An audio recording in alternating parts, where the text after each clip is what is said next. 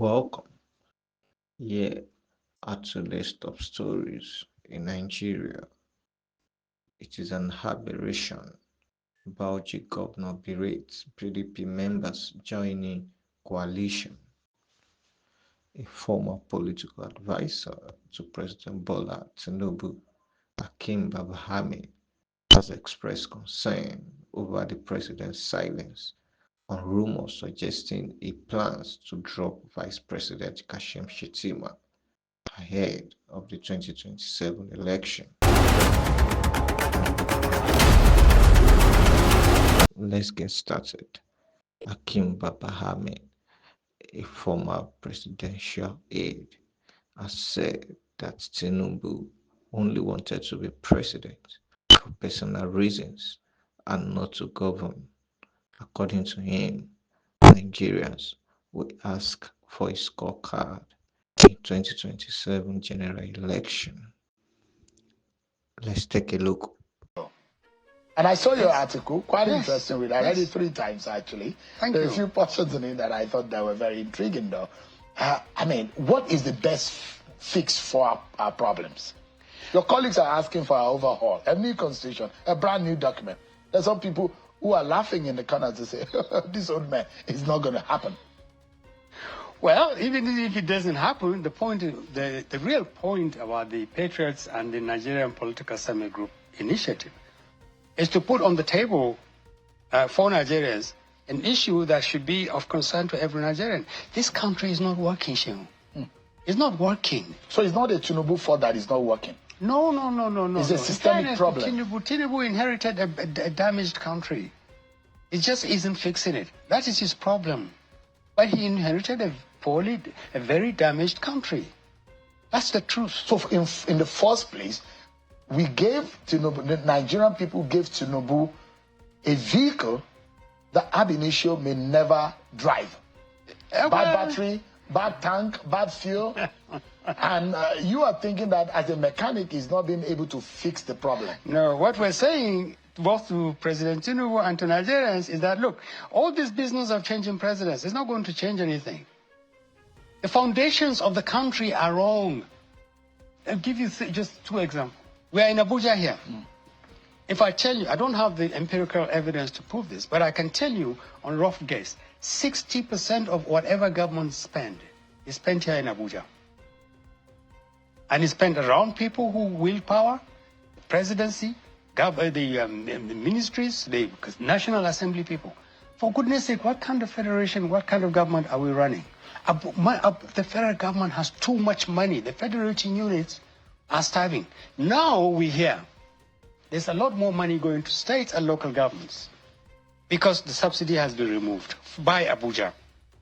Now, ordinarily, you would think, oh, great. And actually, quite a few of them. He didn't specifically say, if I don't stop all the bloodletting. Yeah. But he was the president. Yeah. So you are a lawyer. The Constitution says the job of the Nigerian state, not just the president, is to secure the citizen and the nation and to facilitate the welfare of the citizen. On both counts, this administration is failing very badly. Very, very badly. Is it that bad compared to Muhammadu Buhari in terms of security? Absolutely. Really? I think it's that bad. I thought Nuhu Ribadu is doing a fantastic job with some of the security guys in the IM of affairs.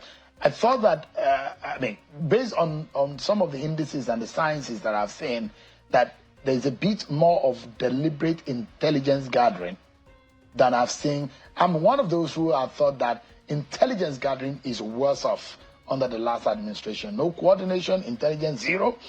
But I'm imagining that there seems to be some level of difference that we are seeing. Maybe it's not working as much as you thought. Well, it's difficult to use intelligence gathering as a criterion for effectiveness unless you measure it in the context of whether it actually feeds action. Less number of people die weekly in the hands of bandits and kidnappers and irredentists and subversives. It's the numbers that you use. How many people have been kidnapped? How many people have been killed in their villages? How many attacks have been made? These are the yardstick. This is the yardstick by which you measure. And I'm telling you, in the last 1 year, these killings have been worse than they've ever been. So something somewhere is wrong. And it takes so long. Just before we started this program, you've read a very encouraging story that there is finally a breakthrough in Benue. Now, the other thing we don't see is this kind of thing. We want to see those people in court.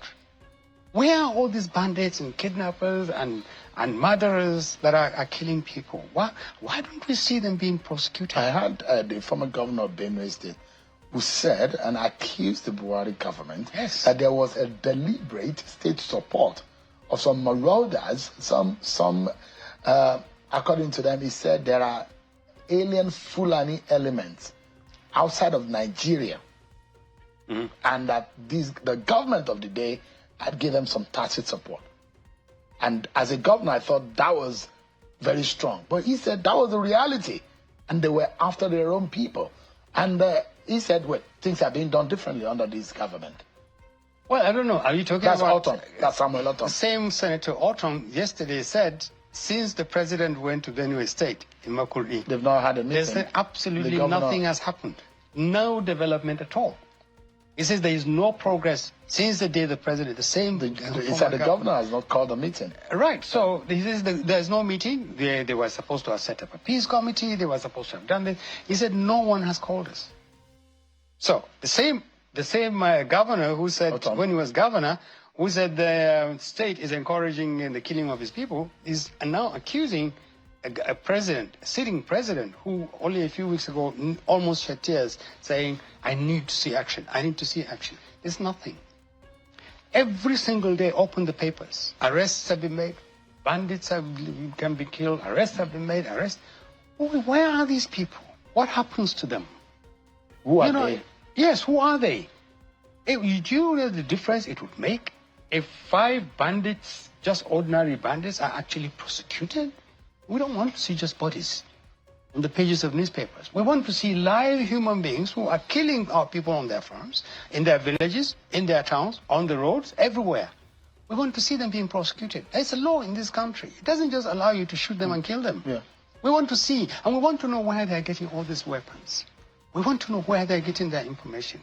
Is it too much to ask that there are people who are under oath, supported by every means, according to what we hear, to protect us, and they're failing to do this?